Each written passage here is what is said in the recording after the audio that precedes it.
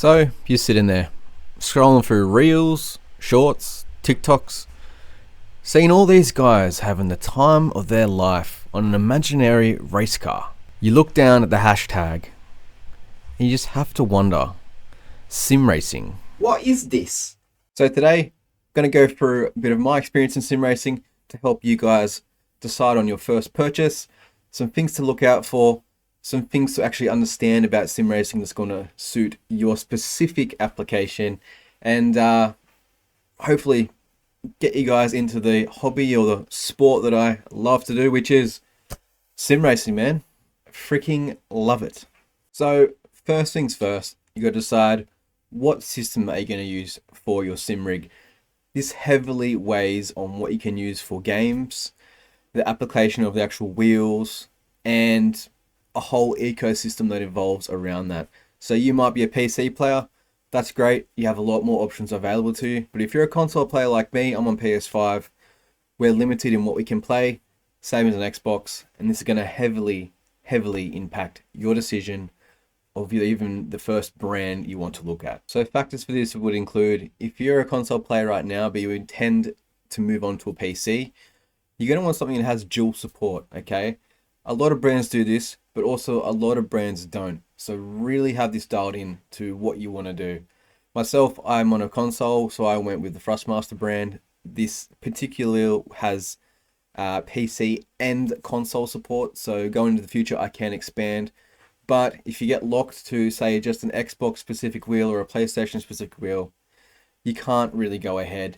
And the second-hand sim market, while it's pretty good, you can still sit on product or items for a long time to try and move it on. So best to think in a long-term sort of situation with sim racing. That's your best bet going forward. Okay, so you have the idea of what you're going to do in the future. You're going to stick to a console, you're going to move to a PC or already on a PC. Whatever you're going to do. Now we start to look at brands. Now with sim racing, the first thing you're going to realize, or you need to realize, is that spending more money won't make you any faster. The hard truth with sim racing is when you first get onto the sim, you're going to be a lot slower than you were on a controller. But over time, you'll be as quick or maybe even quicker.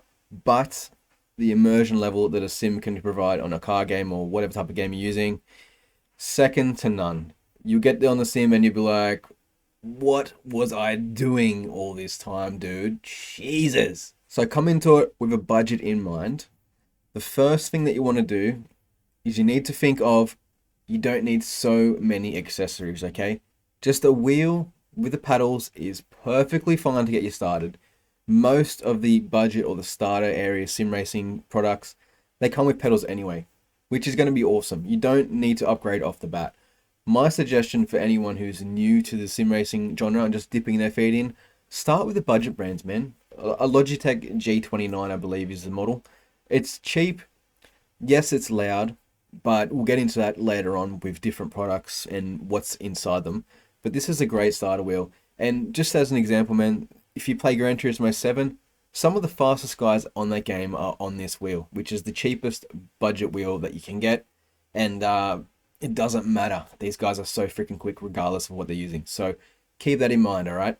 Have a budget in mind so you can really take advantage of the money you can spend later on. So you've decided on the wheel that you've got in mind that you want to buy. First thing I check, if you're buying it brand new from an actual dealer or from, say it's a Fanatec, for example, this is a really good example. If you bought directly from Fanatec, I'd actually check ahead before you even buy it, the wait list. A little while ago, there was a Black Friday sales. It's probably a couple of years ago now, actually.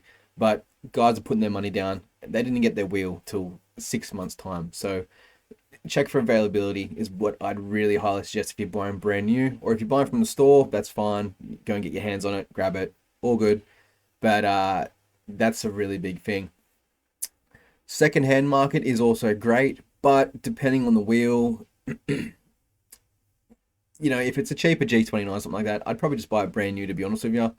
And other wheels as well, you really need to check if they're working properly, but you need to do a bit more research before you did that. So I'd probably shy away from the second-hand market on the budget end of wheels, but the higher end of the models, you could probably look into the second-hand market then, because it's better quality, obviously.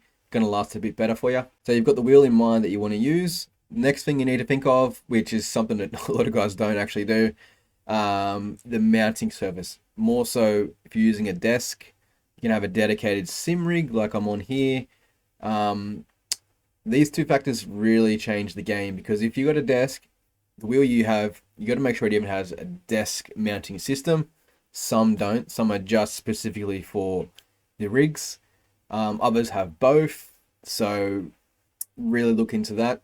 The next thing you're looking at now is how many Newton meters of force feedback. So a Newton meter is basically how hard you can crank up the wheel to give it like a lot of feedback against when you're trying to turn, basically, or when you're going over surfaces in the game or whatever it is. It gives you like a jolt like this. It's how much Newton meters comes into the game through your hands, basically.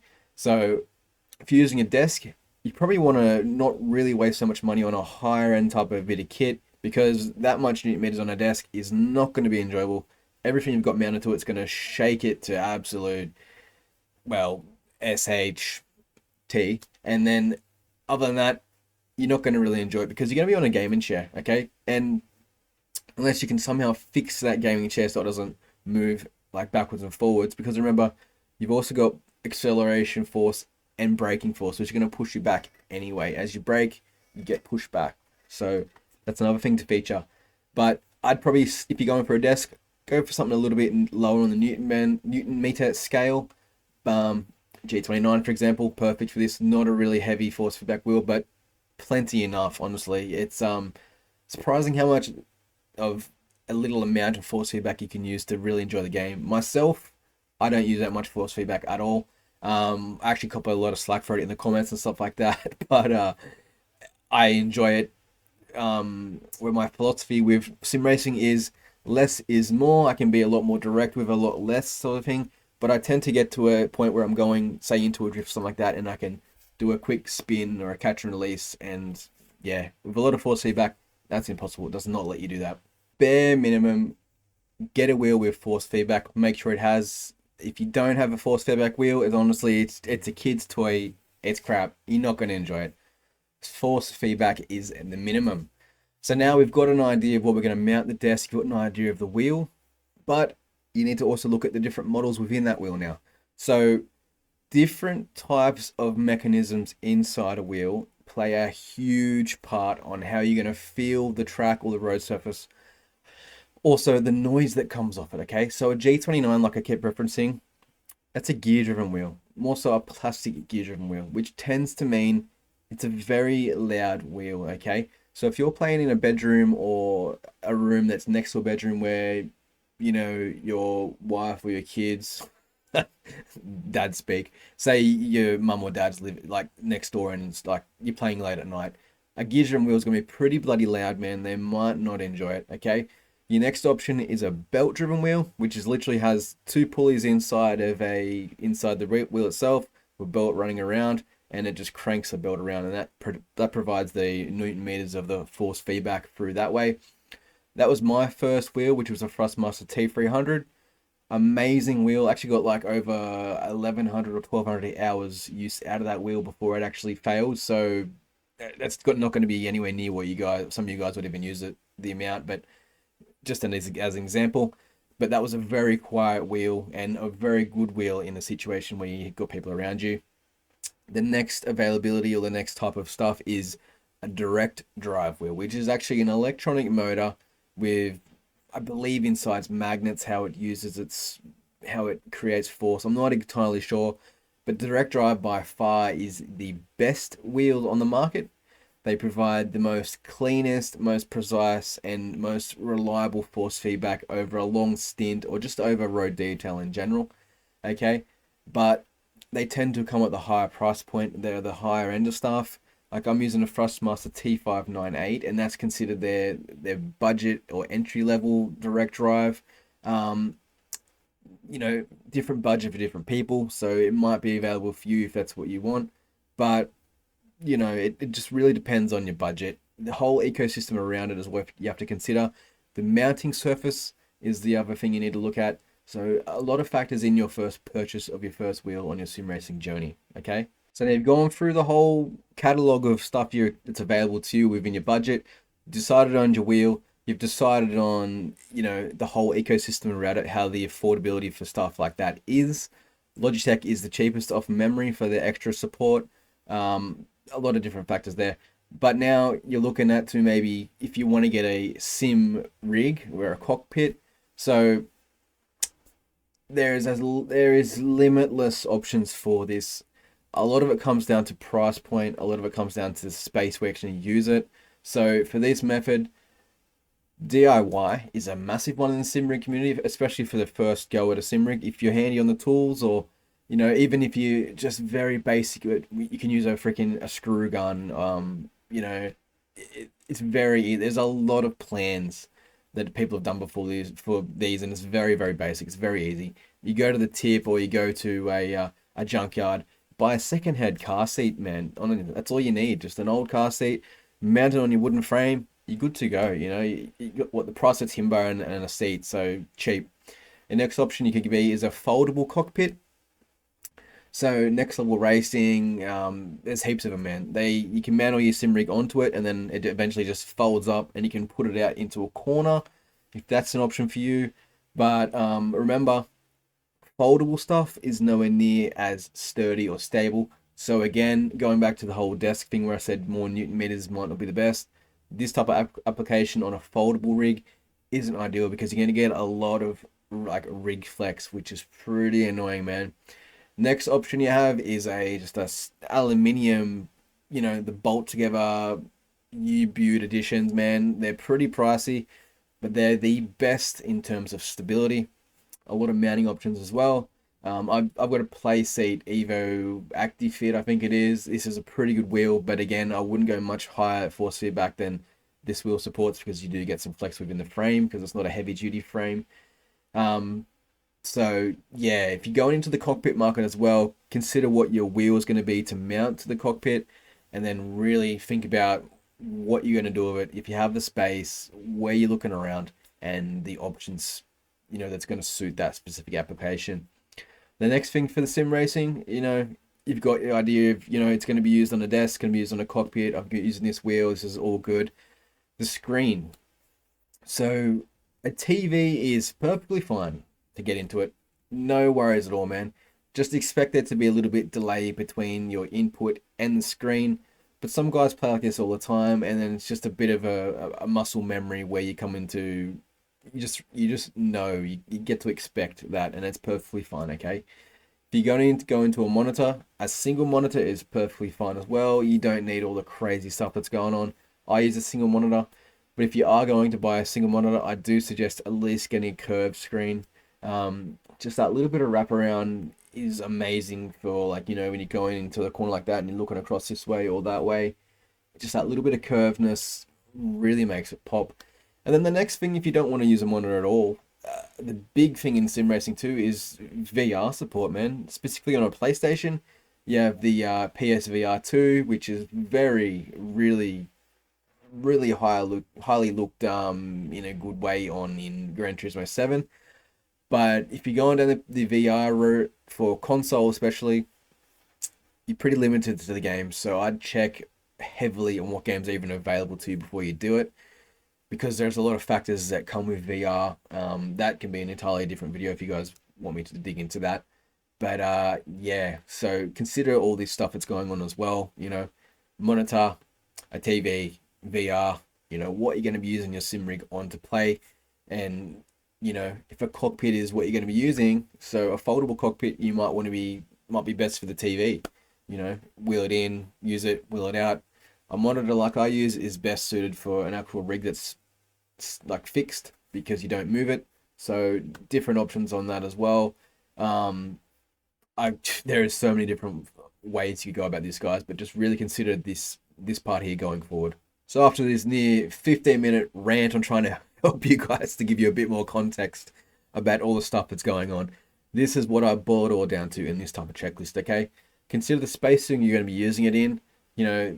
If it's a room, a lounge room, whatever it's going to be, what the surface is you're going to be using the wheel on. So a desk, if it's a dedicated little room you have, or if it's going to be a dedicated corner room you can have a stationary cockpit, or if it's a lounge room where you share a TV with everyone and you're going to wheel your cockpit in and out. Okay, that's a big one.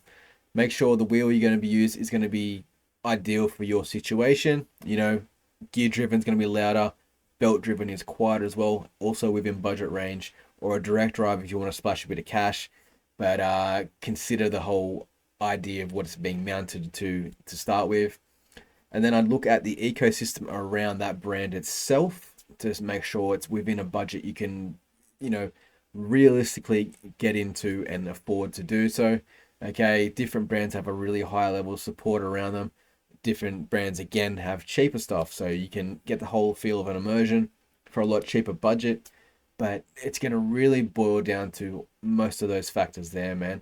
And the other thing too is just try and get an idea of that brand and their support if something does break or something happens. Okay, like Thrustmaster, they are amazing for after sales support. I've had dealings in the past with them.